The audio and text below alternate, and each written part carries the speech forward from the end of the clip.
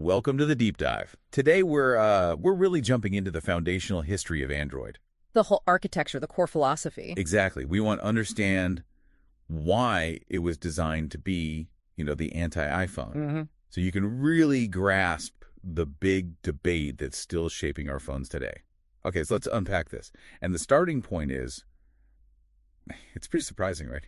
Android wasn't even meant for phones at first. Not at all. That's the key thing our sources point to. Andy Rubin, the founder, who ironically was an ex-Apple engineer. Oh, yeah, of course. He started Android Inc. way back in 2003, and the whole idea was an OS for smart cameras. Smart cameras. Yeah, the goal was to connect them instantly to your PC, to cloud storage. Adaptability was the focus, long before the mobile wars really kicked off. That pivot is just fascinating. But when Google buys them in 2005 for, about $50 million? Absolutely, yeah. They weren't worried about Apple at that point. So if not the iPhone, who was the real enemy they were building a defense against? Microsoft. Yeah. The documents make it really clear. Windows Mobile. Exactly. Google was basically terrified that Windows Mobile would lock down the mobile internet and, prevent them from getting Google search out there. So Android became their digital moat. It was a digital moat, a completely free open source operating system designed just to guarantee access. That defensive move, that commitment to openness defines everything that came after. And they couldn't build that moat alone, so they needed partners. How did Google make sure that open philosophy actually spread across the industry? By creating the Open Handset Alliance, or OGATA, in 2007. Right. This is the real reason people call Android the democracy of tech. It's a federation. Google gave up that centralized, total control that Apple has. Mm-hmm. And that structure lets manufacturers like Samsung, HTC, all of them innovate freely. It's why Android runs on a $50 phone and also a $2,000 foldable. So that structural democracy is backed up by the architecture itself. The core of Android is the Linux kernel, which is where that whole PC of mobile idea comes from. Precisely. Because it's Linux-based, you get stability, and you get the modularity to run on thousands of different hardware setups. It also enables two huge things in this whole debate. Okay. First, file system access. You can actually get into the engine room, treat files just like on a desktop, drag and drop, the works. And the second point... Yeah.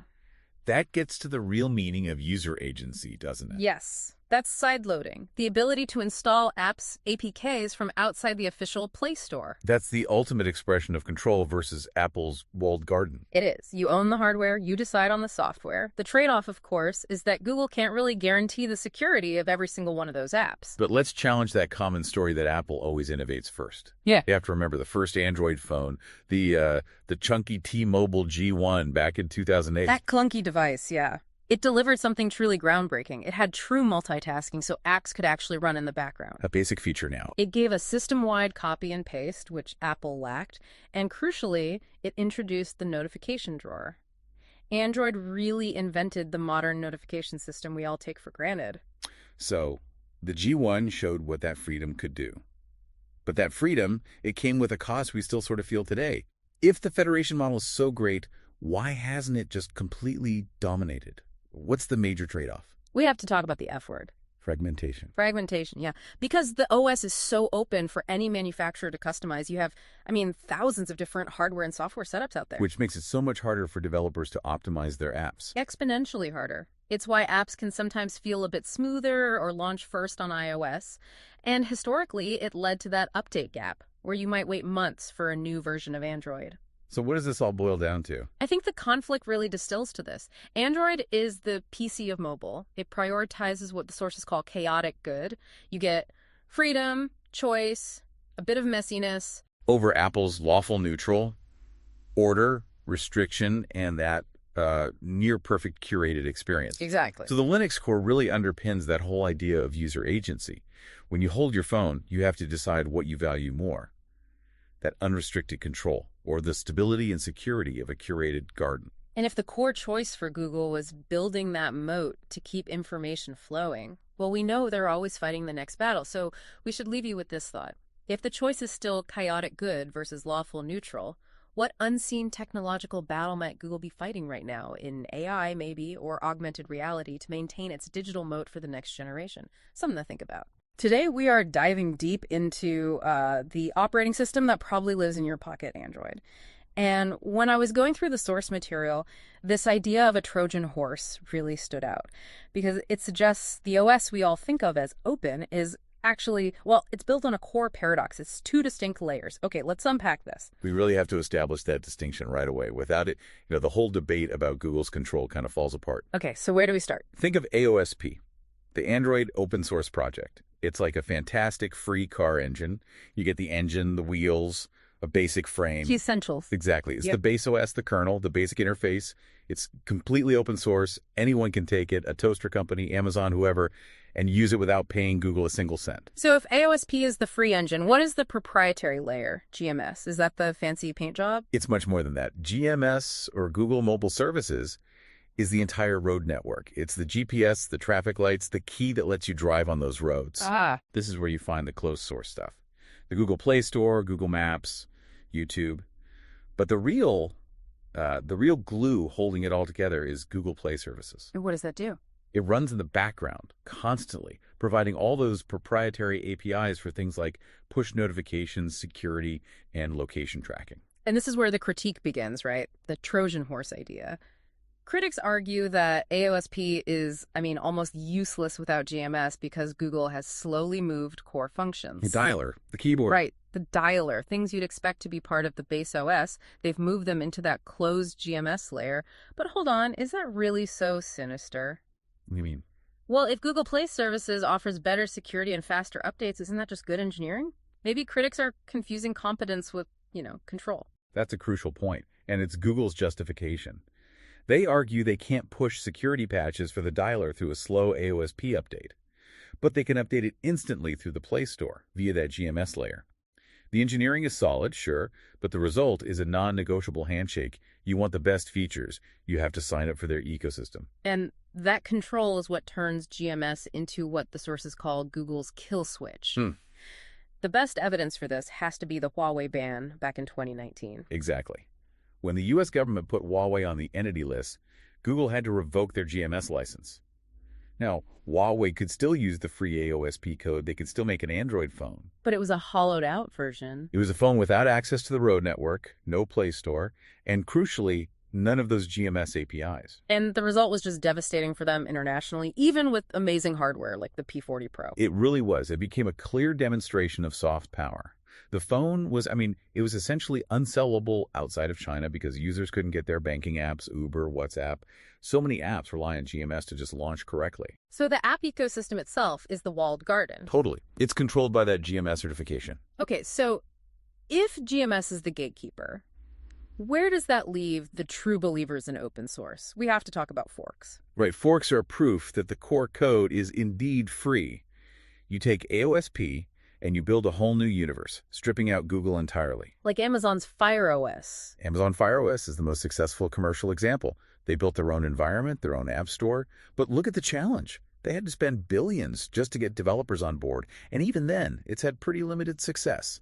And what about for the enthusiasts, the freedom fighters? There you have things like Custom ROM's Lineage OS is the most famous. Enthusiasts use these to wipe their phones clean of Google.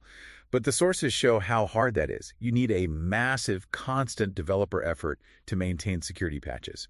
It just shows the practical difficulty of truly escaping that GMS ecosystem. So let's try to synthesize the core conflict here. The pro-Android argument is really strong. The AOSP code belongs to the world. If Google disappeared tomorrow, the OS survives. You can't say that about iOS. But the flip side? The flip side is that the open nature is largely an illusion for the average person. GMS certification is a tool's control. Without that key to the road network, your phone is basically locked out of the global market. Which leaves us with a really important question for you to mull over. When you buy an Android phone, are you really buying an open operating system, or are you just renting access to Google's proprietary global ecosystem? We'll see you next time on The Deep Dive. So today we're diving into something that's really fundamental. A core philosophical argument that basically shapes how you use your phone every single day. It is. It's this debate over digital freedom and, what ownership really means on these devices we carry around. And our mission for this deep dive is to unpack the two big philosophies, the two operating systems, and their beliefs about you, the user. Exactly. It really breaks down into a simple metaphor. Do you prefer a secure tenancy or do you want total ownership? Let's unpack that. What's the tenancy model? That's the Apple philosophy. They give you this beautiful, safe, furnished room. It's clean. It works perfectly. There's always a but. But you can't move the furniture. You can't paint the walls. It's that walled garden experience we hear so much about. Okay, so then Android flips that completely on its head. It does. It treats you as an adult, or what they call a super user. It's not about renting the room. It's about owning the land itself. So you can build a mansion, or you could build a shack that falls down. Precisely. The stability, the secure, that's all your responsibility. And that idea of the super user is so critical. Because it's about control, right? System level control. Yes. And the most immediate way that shows up is through something called sideloading. Sideloading, for anyone who doesn't know, that's just installing apps from outside the official Google Play Store. From the raw.apk files. And when you see this in action, the real-world impact is just massive. We saw this with the Fortnite war. Oh, that was the perfect example. So Epic Games gets their app removed from both stores. And instantly, every single iPhone user was just blocked. The game was gone. No way to get it back. But for Android users, it was a totally different story. They could just go to the Epic Games website. Download the launcher directly and just keep playing. They bypass the store completely. And that ability to bypass the store brings up the really critical censorship angle. Right, because if a government or even the corporation itself decides an app is unacceptable, Apple can just flip a switch. It's gone for everyone. A political speech app, a privacy tool, anything. Whereas with Android, that centralized control is basically broken. You can always find the file somewhere. Which is why it's become the essential choice for anti-censorship advocates all over the world. And this idea of freedom goes beyond just installing apps. It gets into basic utility. Yeah, making the device a real tool, not just a window for consuming content. And that starts with the file system. The file system access is huge. Let's talk about that USB on the go scenario. Okay, so you have a PDF on a regular USB stick. You plug it into an Android phone. What happens? Instantly, a file explorer just pops up, just like on a PC. Exactly like a Windows PC or a Mac. You can copy it, zip it, email it. It just works. And anyone who's tried to get a big video file off an iPhone knows it is. Not that simple. The Files app is so convoluted. It's convoluted by design because of sandboxing. It isolates everything. And that's really why people say an Android can actually replace your laptop for a lot of file management stuff. And then there's customization. We're not just talking about changing your wallpaper. No. You can install completely different launchers like Nova or Niagara, which replace your entire home screen. The icons, the behavior, everything. You can set a different default browser, a different SMS app, even a different phone dialer. Deep system-level integration. It's your device. Okay, so the case for utility and freedom is, well, it's very strong. But this is where we have to turn the coin over. We do. There's a significant cost, and that cost is security. Sideloading. It has to be the main problem. It is, demonstrably. It is the #1 vector for malware. By allowing installations from anywhere, you open the door to risks that Apple has just completely designed out of their system. The numbers seem to back that up, too. You always see reports that the amount of malware targeting Android just dwarfs what's aimed at iOS. Because the barriers to entry are so much lower. And this is Apple's whole walled garden defense. They'll say, look, we know we're limiting the power user. But in doing so, they're protecting the majority. The elderly, people who aren't tech savvy, the ones who are most vulnerable to scams. It's a direct trade-off. They choose security over freedom. So after all that, what does this actually mean for you, listening to this? The choice seems to boil down to these two poles. It does. It's utility on one side, that flexibility, that tool use, the censorship resistance. Versus security on the other. The safe, reliable, virus-free environment. And that concept of the super user isn't just a technical term. It's really about accepting total responsibility for your digital life. So the provocative thought we want to leave you with is this. What does that responsibility really mean to you? Is the freedom from censorship worth the inherent risk that comes with true ownership? Okay, so for this deep dive, we're going to talk about something necessary. To be really well informed about tech, you can't just, champion the good stuff. You have to be ready to address the weaknesses. Today, we're hitting the 3 big ones for Android: fragmentation, privacy, And the big one, social stigma. Exactly. We're going for the full picture. Our mission here is to pull out the most important facts from the source material and the key rebuttals you need to have so you can address these points with, some intellectual honesty. Let's start with the one that gives developers nightmares, fragmentation. Yeah, the scale of this is it's immense. We're talking about something like over 1,300 different brands making Android devices. 1,300. It's not just a headache for developers, it's a migraine. And that leads to a pain point that you can actually feel, right? Oh, absolutely. The classic example is the camera quality in third-party apps. Think Instagram, TikTok. It's just notoriously worse than on an iPhone. Okay, but why? What's the technical reason for that? Well, developers just can't possibly optimize their code for every single camera sensor and software variation out there. It's impossible. So they take a shortcut. Instead of using the raw camera data, a lot of the time the app is just taking a low-resolution screenshot of the viewfinder. Wow, so it's not even a real photo. You're just grabbing what the screen shows. Exactly. It's a workaround that guarantees the app functions, but the quality just falls off a cliff. Now, part of this argument used to be about software updates. Like, you'd only get 2 years of support. Right. That was a huge talking point for a long time. But that's pretty much an outdated criticism now, isn't it? Samsung, Google, they're offering 7 years of OS updates. That matches Apple. It does. It completely neutralizes the longevity argument. Your phone is supported for a long, long time. But you kind of hit on it earlier. The optimization headache is still there. 7 years of support for 1,000 different devices is still a mess. And that brings us to the next big point, which is the privacy paradox. Okay, let's just lay out the business models. Apple sells you hardware. You are the customer. Google is an advertising company. So you, the user, are inherently you're the product. Android is there to gather data for better ads. That is the core trade-off, yes. It's also why a service like Google Assistant is so much smarter than Siri. It uses all that data. But Android does have a defense here, right? A pretty strong one, actually. Yeah. They were often first to give users really granular permission controls for your mic, your camera, your location. And now they're pushing things like private compute core, which it processes your sensitive data on the phone itself before it ever even goes to Google's servers. That's a solid technical point. But let's be real, nothing moves the needle like social pressure.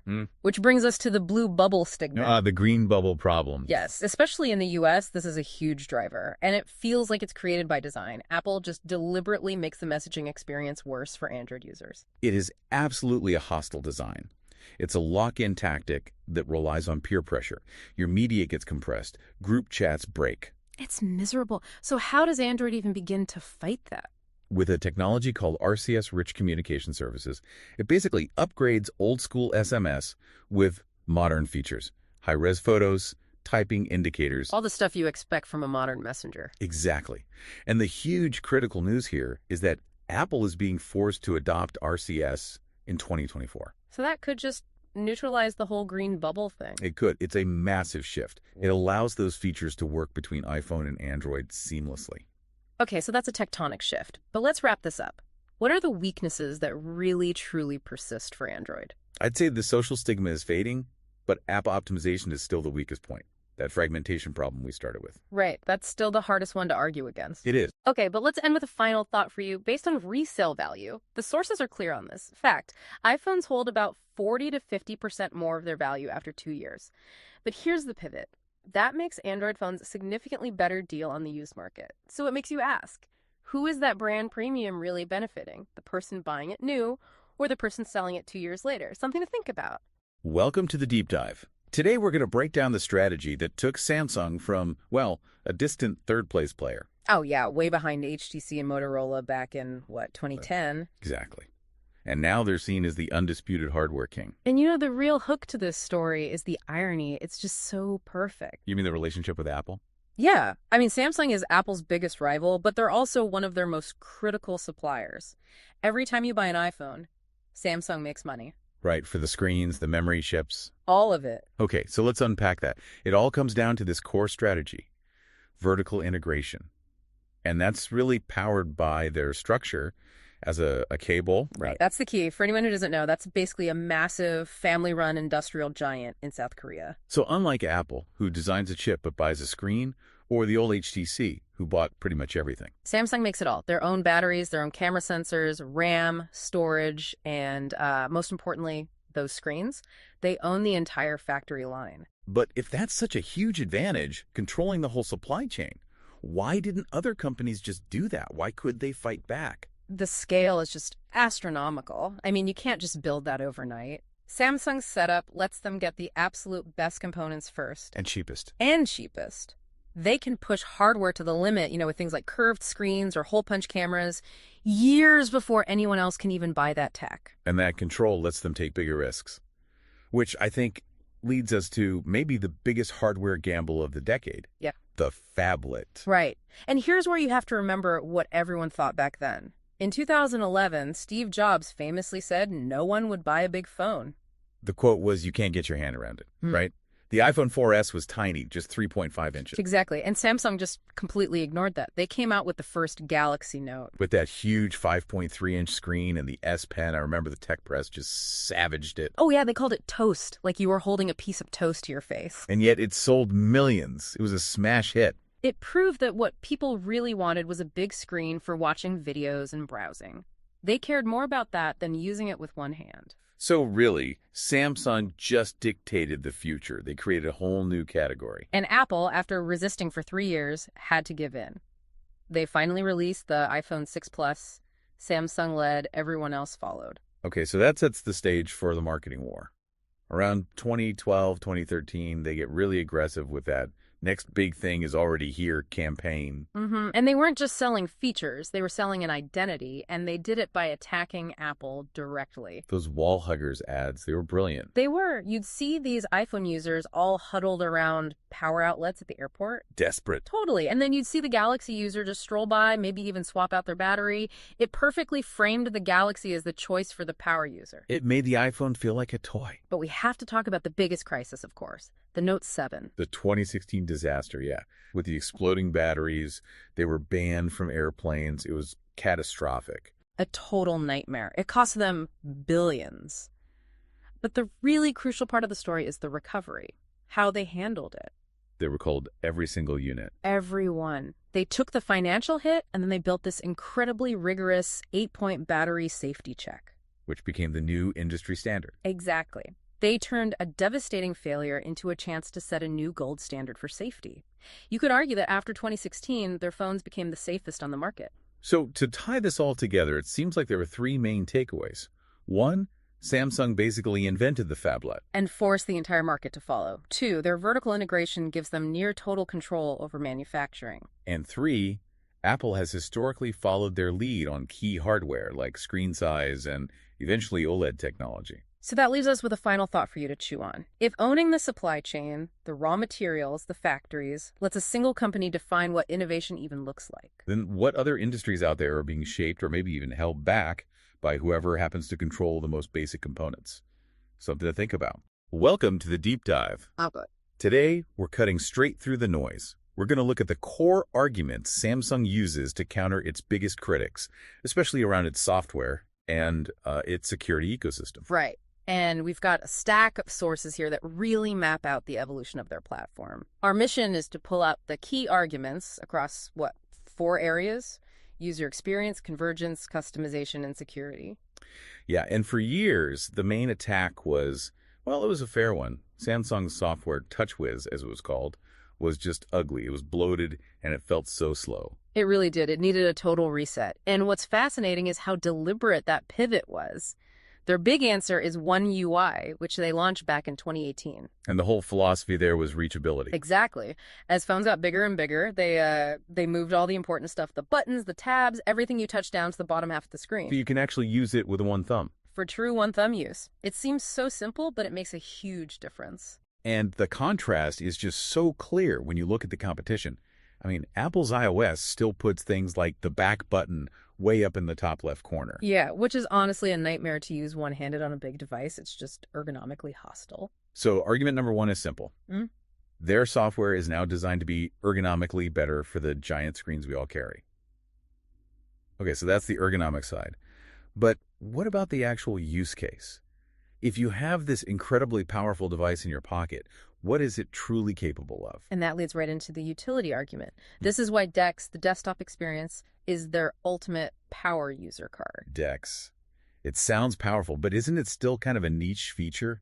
Does the average person really carry a keyboard and a monitor around? Well, the capability is the key. The idea is you can plug a Galaxy into pretty much any screen or even connect wirelessly. And what happens? The phone interface just vanishes, and it's immediately replaced by a full window desktop environment. Taskbar, mouse support, the whole thing. So the argument is that an iPhone, even if you screen mirror it, is always just a phone? Always just a phone. Whereas a Galaxy can transform into a legitimate pocket computer. It can genuinely run a last-minute presentation or, be a student's entire setup in a dorm room. Exactly. It bridges that gap between mobile and PC on demand. It's about actually using all that processing power they pack in there. Right. Okay, so DeX is for the power user who needs a desktop. What about the power user who just wants total control over the phone itself? We have to talk about modification, not just, changing a wallpaper. This optional suite called Good Lock. The sources call it God mode, and honestly, that's a pretty good description. So what is it? Good Lock is this amazing suite of modules built by Samsung's own developers that lets you fundamentally rewrite how the phone operates. They're basically handing you the keys. And the examples are kind of wild, like Sound Assistant. Oh, that's a great one. You can play audio from 2 separate apps at the same time. So you could listen to a podcast while, scrolling through a muted Instagram video? Yep, it's a sneaky power move for sure. Or another one is Keys Cafe. Keys Cafe for the keyboard. It lets you change the color, the size, the layout of every single key on the software keyboard. It just shows a real depth of configuration. Okay, finally, let's hit the security debate. This is a big one. Apple leans so heavily on software encryption.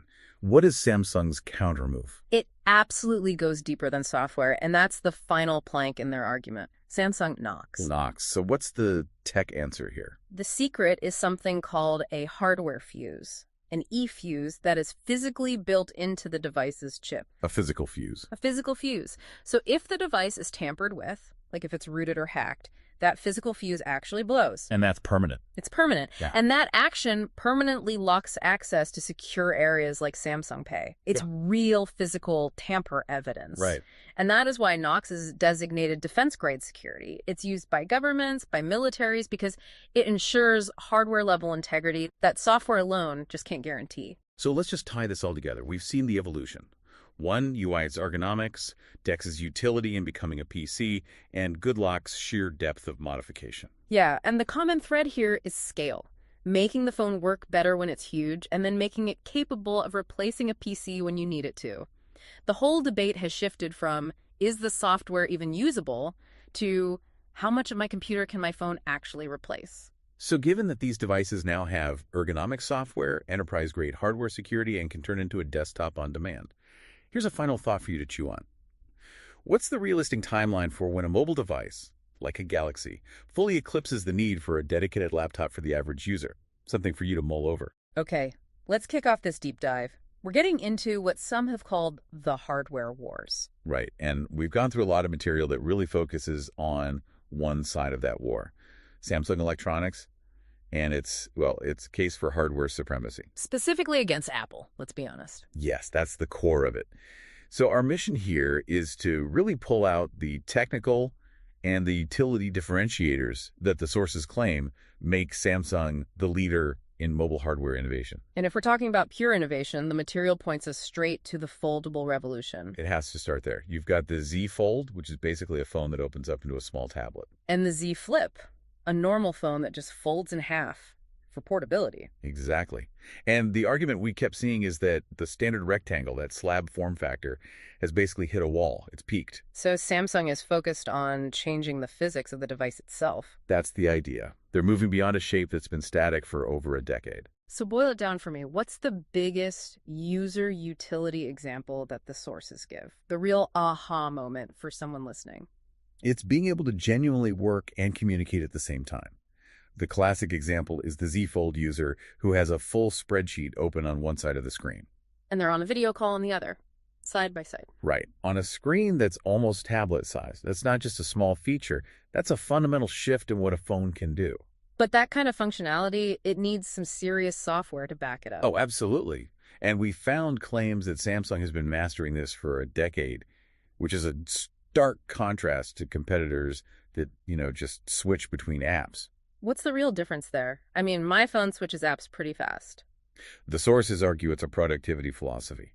When some phones switch, the app in the background often gets paused. It goes to sleep. So when you go back, it has to wake up. Or it shuts down completely and you have to relaunch it. Exactly. Samsung's approach is to keep both apps fully operational. It's true multitasking, not just fast app switching. Okay, but is that just for, the super niche power user? What about the average person? Well, the argument is that features like split screen, where you can run any two apps together, makes even simple things faster, like drag and drop. Ah, right. So you could have your photo gallery open? And your email open. Yeah. And you literally just drag a photo from one window into the other. No saving, no attaching, just a simple drag.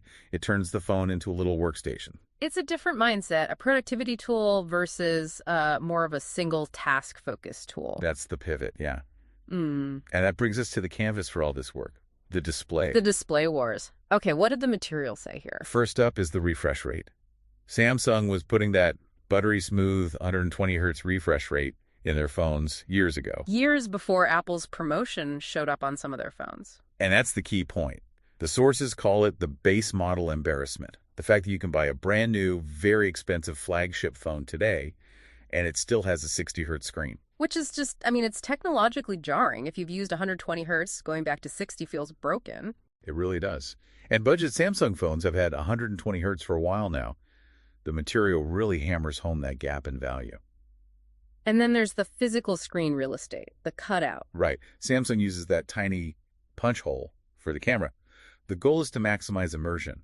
You contrast that with Apple's much larger dynamic island. Which feels more about branding, about having a distinctive look, rather than maximizing the screen for the user. That's the argument, yes. User experience versus brand identity. We can't talk hardware without bringing up the S Pen. The stylus that didn't die. It just moved inside the Galaxy S Ultra phones. And it's not just for drawing. Right, the sources mention specific use cases, signing a PDF on the fly. Or precise photo editing. Even a remote shutter for the camera. You can set the phone up, walk across the room, and take a photo with the button on the pen. And the counterpoint in the material is pretty damning. The rival stylus, the Apple Pencil, it only works on iPads. Making it completely useless for those quick on-the-go phone tasks. It highlights a gap in the ecosystem. So if we pull it all together, the sources seem to give Samsung a few clear wins. Form factor with the foldables, a real productivity edge with multitasking. And superior display tech, even on their less expensive phones. It's a really compelling breakdown. So for you listening, we want to leave you with a final thought to chew on. The sources define hardware innovation by the features you just can't get anywhere else. So that forces us to ask, how much should a modern, premium smartphone be able to do? And are we sometimes paying top dollar for yesterday's technology? Welcome back to the Deep Dive. Today, we're going to track one of the most interesting hardware journeys in tech. We are. The complete evolution of Google's phones. From those scrappy, kind of chaotic Nexus devices all the way to the slick Pixel line we have now. And our mission here is to really dissect the strategy behind that. How did Google go from, a cheap phone for developers to a product that's trying to go head-to-head with Apple? Okay, let's unpack this. Yeah. Because to get the Pixel, you really have to understand what came before it. You have to understand the Nexus and the intense cult following it created. Right. We're talking about the Nexus era, so 2010 to 2015. And Google wasn't even building these themselves. No, not at all. They partnered with companies like LG, HTC, Huawei to build this sort of bare bones reference phone. And they sold it cheap.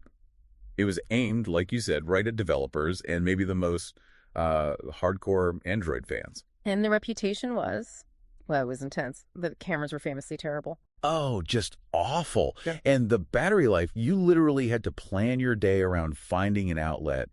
But the Android purists, they absolutely loved them. They did, because it was the cleanest software you could get. There was none of that extra bloatware that, Samsung would pre-install on their phones. All those extra apps you never asked for. Exactly. And all that history makes the pivot on October 4th, 2016, so huge. A huge deal. Google just kills the Nexus program overnight. And launches the Pixel. This wasn't just a new phone. This was basically a declaration of war against Apple. The pricing alone told that story. I remember the shock. The first Pixel started at $649. Exactly the same as the iPhone at the time. It was a statement. They were saying, we're premium now. We are controlling this entire experience. And that's the key phrase, made by Google. For the first time, they controlled the hardware and the software. That's what we mean by vertical integration. And that control lets them push out updates instantly, right? Security patches, new features. Instantly, months before anyone else in the Android world. They tie it all together, just like Apple does. Hold on. Let me just push back on one thing. Why do people say it's the only true competitor? I mean, Samsung has huge market share. They have their own watches, tablets. They do, but they're still building on top of Google's core operating system. They customize it heavily, but Google owns the foundation.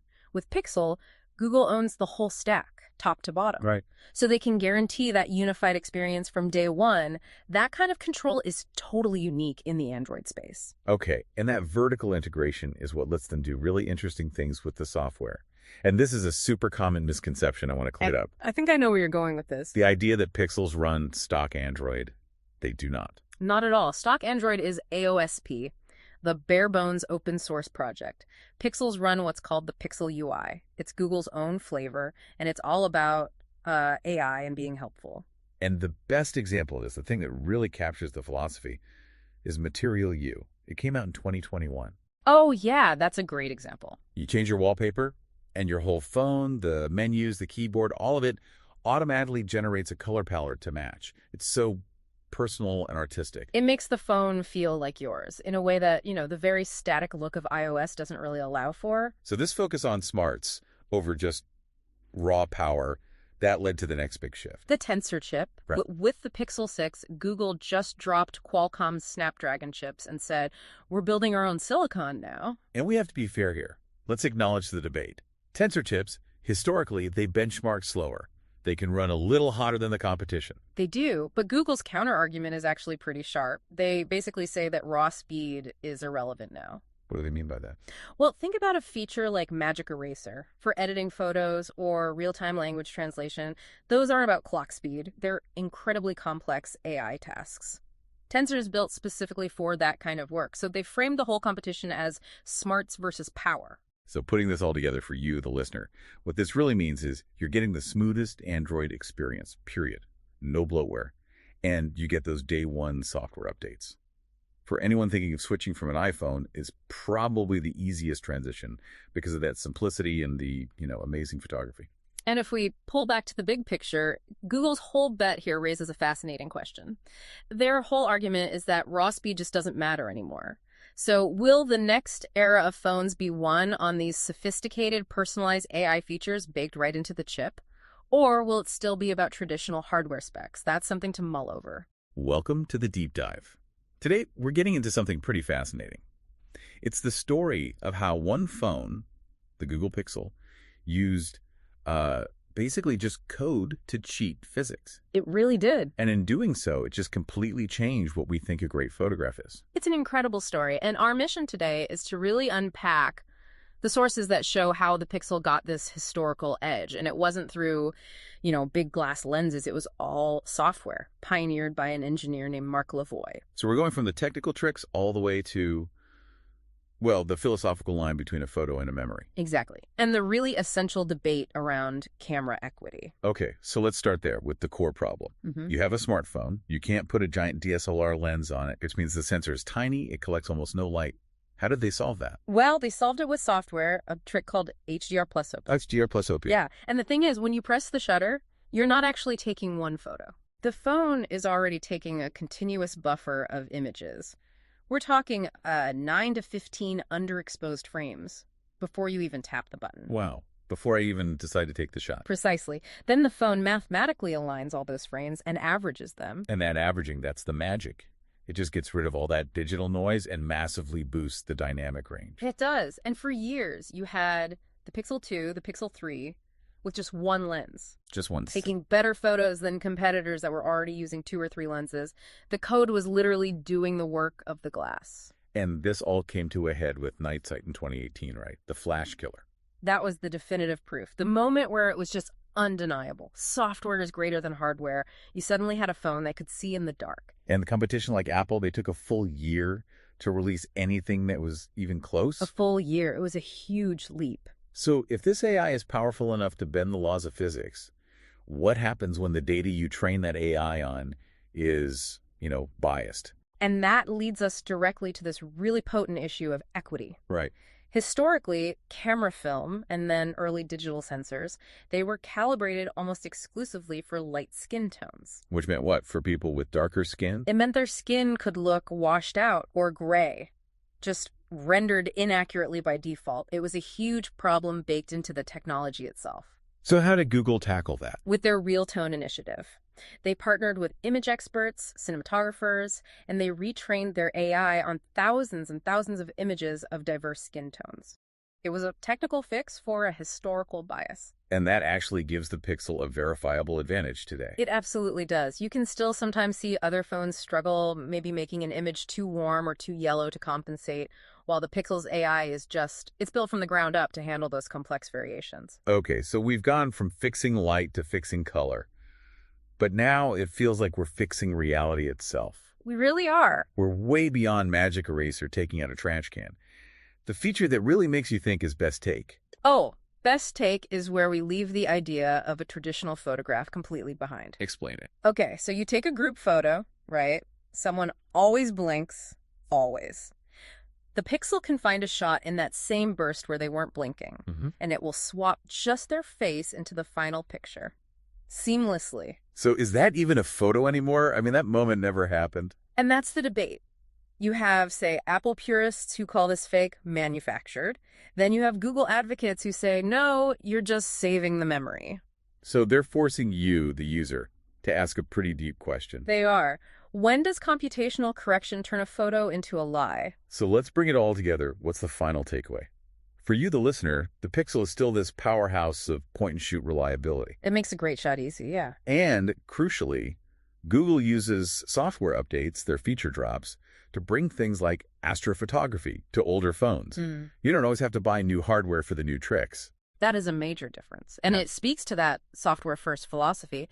So let's leave you with a final thought to mull over. Okay. We now have software that can build a moment that never physically existed, a group shot where everyone is smiling perfectly, even if they weren't. So, how will our institutions, courts, journalism, even our own family photo albums adapt? How do we handle images that are 100% accurate in their intent, but 0% accurate to the single moment the shutter was pressed? The future of image integrity, now being decided by code. All right, welcome back to the Deep Dive. Good to be here. So today we're diving into this idea of ambient intelligence. It's the theory that your technology should really be working for you in the background. Right, anticipating what you need and just sort of acting on it without you having to do much. Exactly. And we've got a whole stack of sources here that are making a pretty strong case for the Google Pixel ecosystem as, the leader in this philosophy. A very strong case. Our goal here is to really extract the core arguments. How is this device positioned as this efficiency engine that's supposed to save you time and deliver knowledge? Yeah, let's get into it. The first big pillar in that argument is a feature they call call screen. The one the sources label the killer app, especially for anyone in the U.S. dealing with spam. It is, because it completely flips the old model. I mean, you used to have to answer the phone, figure out if it's a threat, and then, hang up. Right. With call screen, the Google Assistant just answers it for you in a totally natural voice. And you're just watching a live transcript on your screen. So that whole initial stress reaction is gone. You're just observing. Exactly. You just tap a button, tell them I'm busy, or report as spam, and the assistant says it. So the key takeaway here isn't just saving a few minutes. It's about protecting your focus, your mental energy. Precisely. It's a personal secretary for filtering out the noise. That's a quality of life jump that the sources really stress its main competitor just doesn't have right now. Okay, so if call screen is the active defense, what about the more passive features? The stuff that just works without a prompt? I'm thinking about now playing. Yeah, that's the textbook definition of ambient computing. It is, isn't it?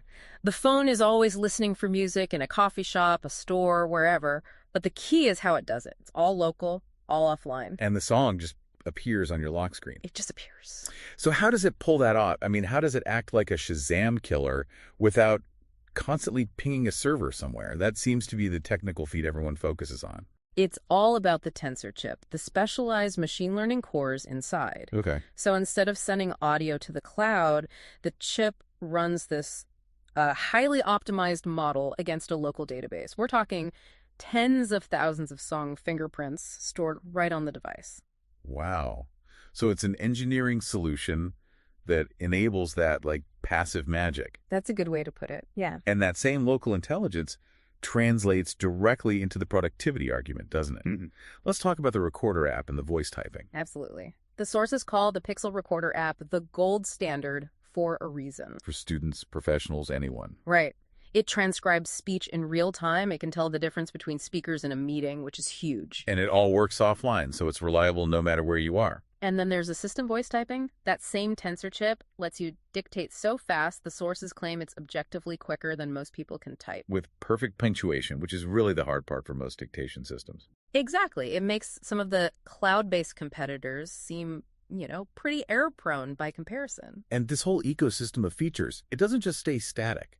The sources really dig into Google's update strategy, the feature drop. Yeah, and it's a critical part of the whole argument. How so? Well, traditionally, you wait for a big once-a-year OS update to get new features, especially the AI one. Right, the big September event. Google's strategy is different. Every few months, they release these small packets of new capability, new AI functions, new widgets. So the device is continuously getting smarter. It's not just about new wallpapers. It reinforces this idea that the phone is always improving how it works for you. That's it exactly. And all these features now playing, crash detection that calls for help automatically, the at-a-glance widget showing your flight gate. Without you ever opening an airline app. Right. It all points back to that core theme, ambient intelligence. The argument is that the assistant is just smarter, it understands context better, all because of this tight hardware and software integration. So when we pull this all together, what's the big takeaway for you, the listener? The sources seem to argue that the real measure of smart tech today isn't just raw power. No, it's about how much friction it removes from your day. It's about minimizing your input while maximizing your output. And that leaves us with a final thought for you to consider this week. If a device's true intelligence is measured by how often you don't have to open an app to get what you need, Yeah. what other common daily tasks could benefit from that? Think about all the little taps and swipes you do without thinking, checking your calendar, your notifications. What if those steps could just vanish? That's the future these sources are pointing toward.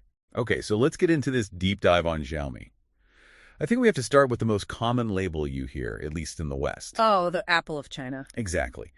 And our sources are pretty clear that this description just completely misses the point of how their business actually works. It really does. It's a fundamentally different model. What the material argues, and I think convincingly, is that Xiaomi is much more like the Amazon of China. The Amazon of China. Okay, so it's about platform and services, not just shiny hardware. Precisely. And that's the core idea we need to unpack to really understand them. It all seems to trace back to this one founding pledge from the CEO, Lei Jun. The 5% promise. Right. He promised that the company would never, ever make more than a 5% net profit margin on its hardware. Which, in a market where R&D is so expensive, sounds structurally impossible. It does. And it raises a big question for you, the consumer.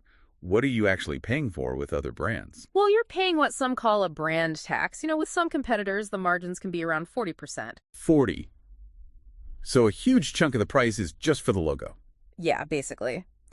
With Xiaomi, the argument is that you are paying for the parts and the assembly, almost at cost. So if they aren't making money on the phones, where is the profit? Yep. That's the catch, right? That is the Amazon playbook in action. The money is in internet services. Which means ads. It means ads, yeah, but not like browser pop-ups. They're sort of subtly integrated into the system apps, and it's cloud storage, themes. And all the other stuff they sell, the lifestyle product. Exactly. The scooters, the air purifiers, the smart rice cookers. Volume is key. And they built this huge MFAN community to buy all this stuff without really any traditional advertising. It was all internet forums. This part is genius. Their software strategy was to release MIUI, their version of Android, before they even had a phone. So people were already using their software on other companies' phones. Right. Hackers, enthusiasts, they were building a fan base and getting free beta testers before a single piece of hardware was sold. And the speed of it. Our source material points out that for a decade, they pushed a new software update every single Friday. Every Friday. Imagine that. The community would vote on new features on a Tuesday, and by Friday, they might actually be in the phone. That kind of iteration builds incredible loyalty. It makes you feel like you're part of the company. You are. It's less about selling a product and more about locking you into this constantly evolving ecosystem. People talk about Apple's walled garden.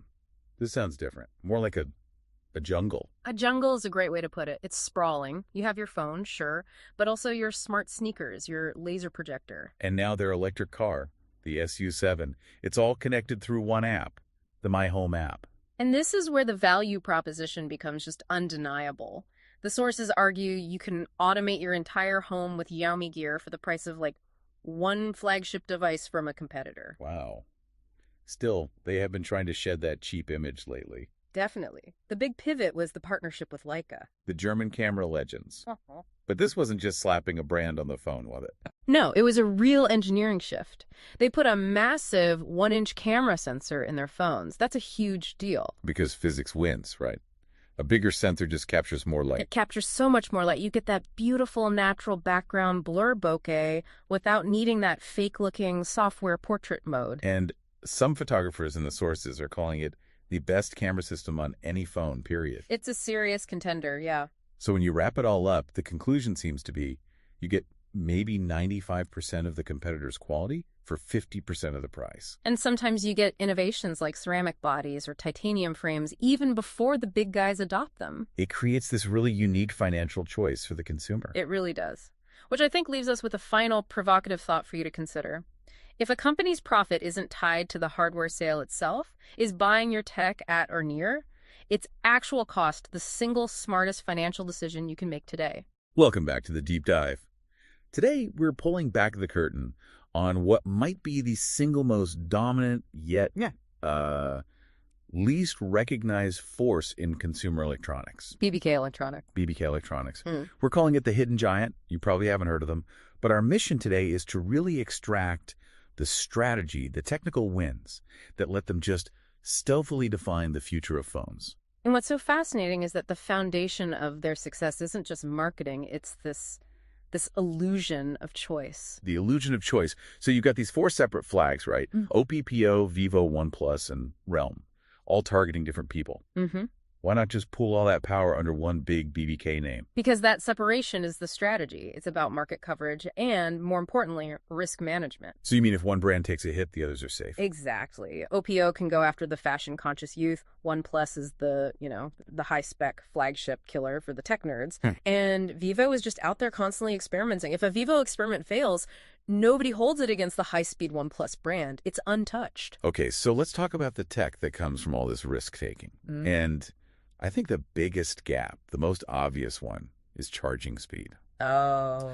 For anyone using an iPhone, this is just, it's a painful statistic. The flagship iPhone 15 Pro Max, it charges at a maximum speed of about, 27 watts? Around there, yeah. Which means you're plugging in for like 90 minutes to get a full charge. And this is where the BBK group delivers a completely objective, undeniable win. When we talk about watts, we're talking about pure speed.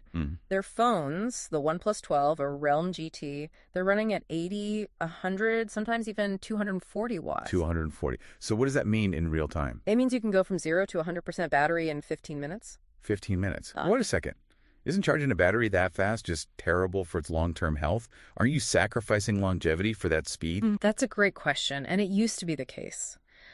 But the tech has evolved. It's not just brute force anymore. Okay. It's sophisticated stuff. Split cell technology, complex thermal management. They've found a way to win on speed without really damaging the battery long term. And what that means for you is a total lifestyle shift. Absolutely. You stop charging overnight. You just plug it in while you're in the shower or grabbing coffee, and it's full for the day. And that focus on speed, on giving the user back their time, it goes beyond the battery. Right. It connects to the bigger picture of just rapid hardware innovation, like Vivo's camera tech. Yes. So most companies use optical image stabilization, OIS, where the lens kind of floats to counteract shaking. Standard stuff. Vivo built a miniature gimbal system inside the phone. The entire sensor block moves. It's like having a tiny little drone stabilizer in your pocket. So the footage is steadier than... Often steadier than a standalone GoPro. It's incredible. And what about, think about the pandemic era. Everyone was wearing masks. Oh, Face ID was useless. Totally useless. Apple had deleted Touch ID. But these Chinese brands, they pioneered putting the fingerprint scanner under the glass. So you had options. You had face unlock and a fingerprint scanner. It was just a huge win for actual user convenience. We should also quickly touch on the OnePlus legacy, too. We have to. They really catered to that flagship killer community. They're famous for their software, Oxygen OS. Which is so clean, it's basically stock Android, but faster. Yeah, in some speed tests, it's actually rated higher than iOS. And that physical commitment to the user, like the dedicated alert slider. The alert slider, a little physical switch on the side. Instantly toggles, silent, vibrate, or ring. You don't even have to look at the screen. It's just a classic case of a physical switch beating a clunky software menu. So when you boil it all down, the advantages for these BBK brands are just, they're really clear. You've got these objective wins in charging speed. I mean, 100 watts versus 20, it's not even a competition. And then just the blistering speed of innovation. Pop-up cameras, the microscope lens on that Oppo Find X3. Even color-changing glass on the back of the phone, they're just constantly trying new things. Here's a final thought.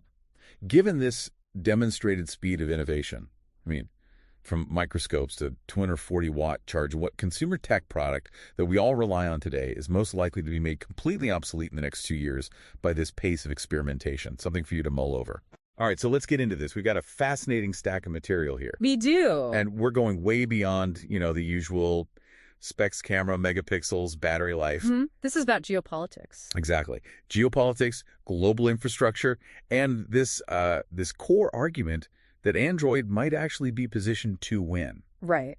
But not based on features, based on resilience, on sheer survival. And that's the mission today, isn't it? To really explore why the dominance of iOS and, standard Android might be a lot more fragile than you realize. Yeah. The whole idea is that the open, fragmented Android ecosystem might actually be the superior global platform because of that scale. So the perfect place to start has to be the geopolitical fragility test. We have to talk about Huawei.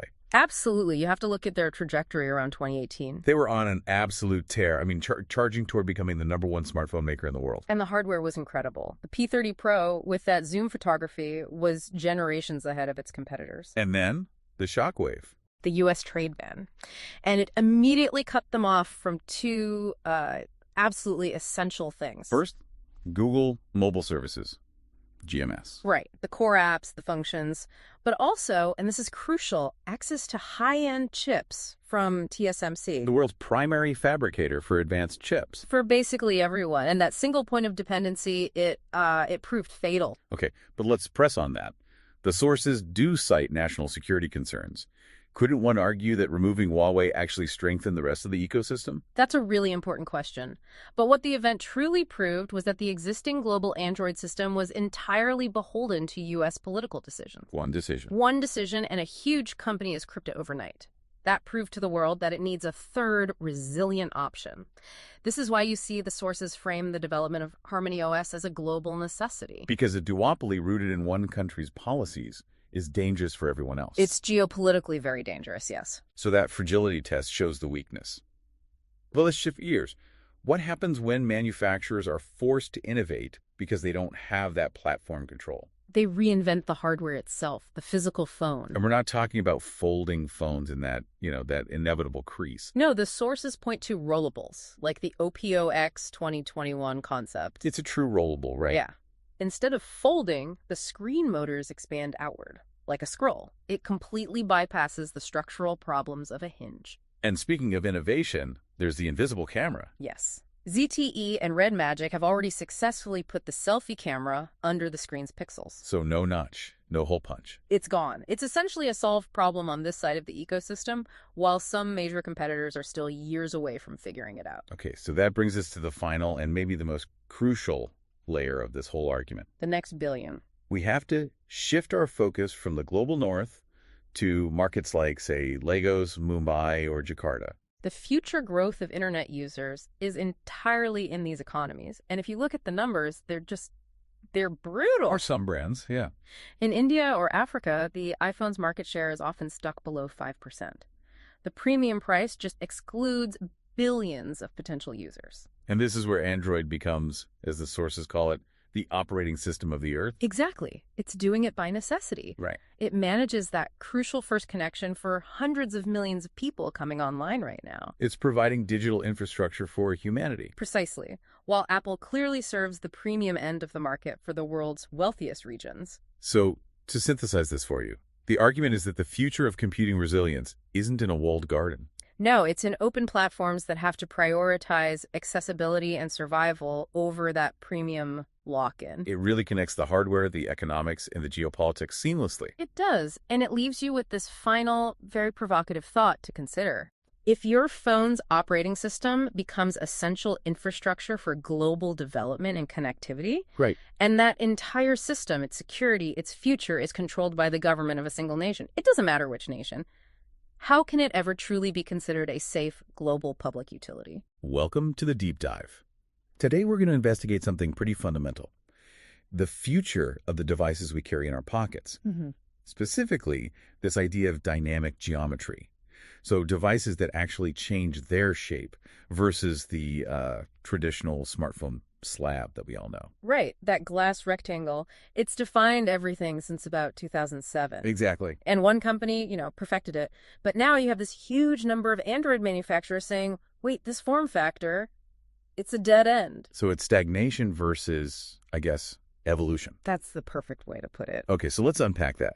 The first thing people always say about, say, a foldable phone is that it's fragile, that it feels like plastic. Right, the old critique. And even if the materials are better now, you still have that crease in the middle. Is that just a fundamental limit we have to accept? Not anymore, really. That's an outdated argument from the first-gen devices. Modern foldables use something called UTG. Ultra-thin glass. Exactly. It's not a screen protector. It is actual glass, just processed to be thinner than a human hair. Think of it like making tissue paper out of silicate. It lets the screen bend over and over without shattering. But solving the glass problem, that's one thing.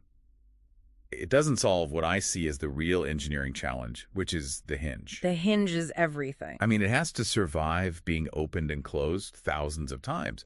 How complex is that little mechanism, really? It is, and I don't think this is an exaggeration, the most complex mechanical component in consumer tech today. Seriously? Yeah.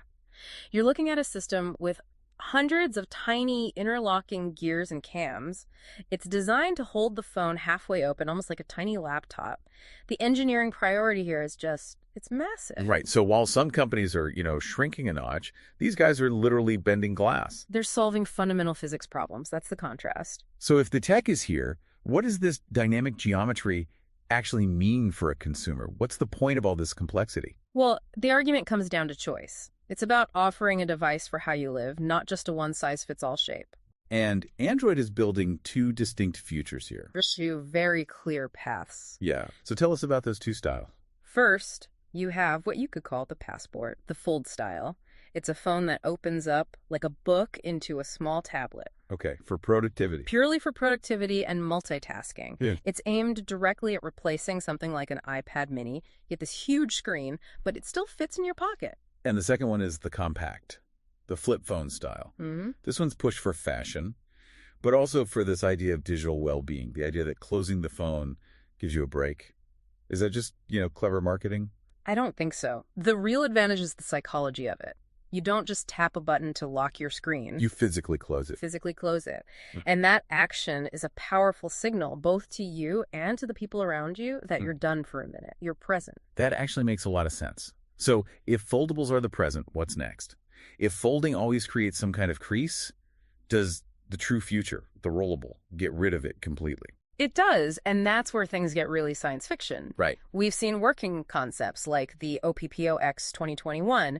The screen is literally wrapped around a motor inside the phone. So you push a button and it just unrolls. It unrolls. It expands sideways, smoothly, to become wider, and you can stop it at any point. So you could go from a normal phone screen to a much wider one for a movie with no crease. Exactly. No crease at all. These are real working prototypes. It shows the ultimate goal. The device's shape becomes totally subservient to the content. So let's bring this all together. The synthesis seems to be that you have one approach where big hardware changes happen maybe every 4 years. Incremental. And another where they're shipping fundamental material science breakthroughs every single year. Yeah. You know, an iPhone 16 might look like an iPhone 12. Yeah. But a Galaxy Z Fold 6 looks like a device from 2030 compared to where it started. And that's because they're willing to take those huge risks to push things forward. So that leaves us with a final thought for you, the listener. If devices are really moving toward this idea of dynamic geometry, of physically changing their shape, what does that mean for software? That's the next great challenge. How do you design a user interface that can adapt seamlessly to a screen that's constantly changing its own size and shape? The hardware is almost here, now the software has to catch up. All right, so we're diving into your source material today, and it's not about specs, which is refreshing. Exactly. This is about strategy. The goal here isn't to say who's best, but to give you the tools, the actual arguments, to dismantle the talking points. And to really get at the philosophy behind it all. That's it. It's about which philosophy fits you better in the long run, not just which phone looks nicer today. So the first strategy, this yes but maneuver, it's about not denying Apple's strength, right? Right. Yes, and that's so important for credibility. You start by saying, yes, the animations are incredibly smooth. You acknowledge the polish. You have to. Yeah. But you immediately pivot to what that costs, that level of control. It costs you in utility. You can't easily run 2 apps on screen, for example. Okay, so let's use that. Let's deconstruct the biggest slogan of all. It just works. What's the best way to challenge that? The sources all point to one perfect concrete example. The file transfer trap.